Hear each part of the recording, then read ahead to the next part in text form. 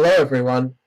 In this video, I want to show you two quick blitz games I played where I won a piece in 9 moves using the King's Gambit.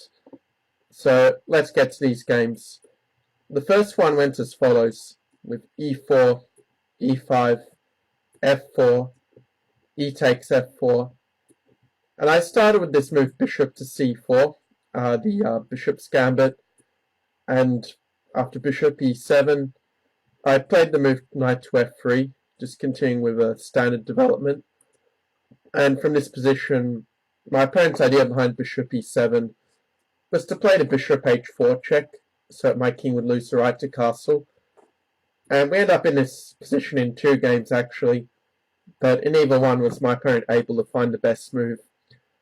In the first game he got into trouble quite quickly by playing this move knight to h6, which doesn't really sort of succeed in developing kingside in the best way.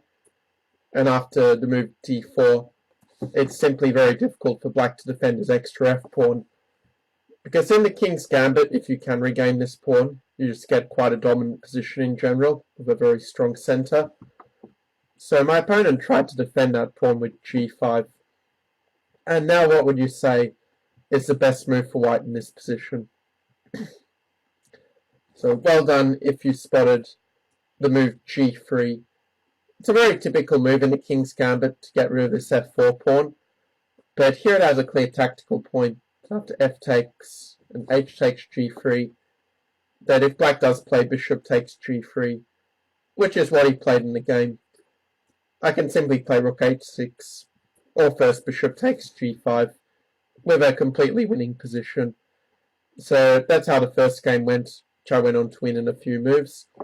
The other game was a slightly different move order, where I started with knight f3, but he still played bishop to e7, and we got to the same position. Bishop to c4, bishop to h4, king f1, and this time he tried the move knight c6, but he still ended up in trouble quite quickly, where after d4 and d6 and bishop takes f4, white simply had a very comfortable position with this monster center.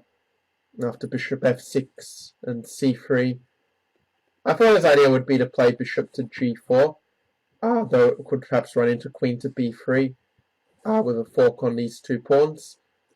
So being afraid of that, black tried the move bishop e6. But okay, do you see the problem with this move with white to play? So well done if you spotted the move I played in the game. Played the move d5 and just going for a simple fork on these 2 pieces. And it turns out that the counterattack knight a5 doesn't really save black, as I can take on e6 anyway. And on knight c4, I can use the loose pieces drop off dictum, playing queen a4 to just win the knight. And my opponent kind of got sick of playing here, so he went for the self-mate of queen d7, and well, at this you can see how I checkmate him in 13 moves with a little help from him as such. So you might be wondering, well, if developing the knight is not so great here, then what should black do instead?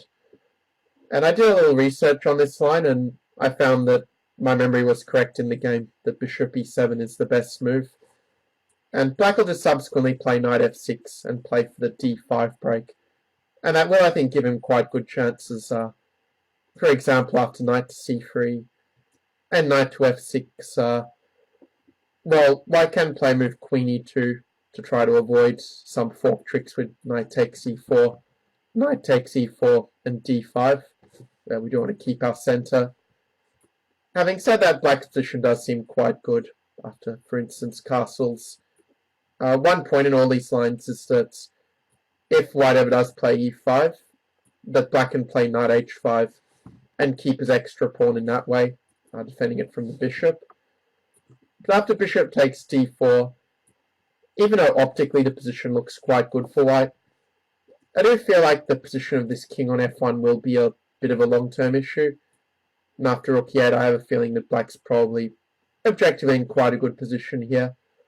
So yeah, I hope you found this video interesting for showing some nice tricks in the bishop e7 King's Gambit, but also offering a sort of 2-in-1 system that you can play after both knight f3 and bishop c4.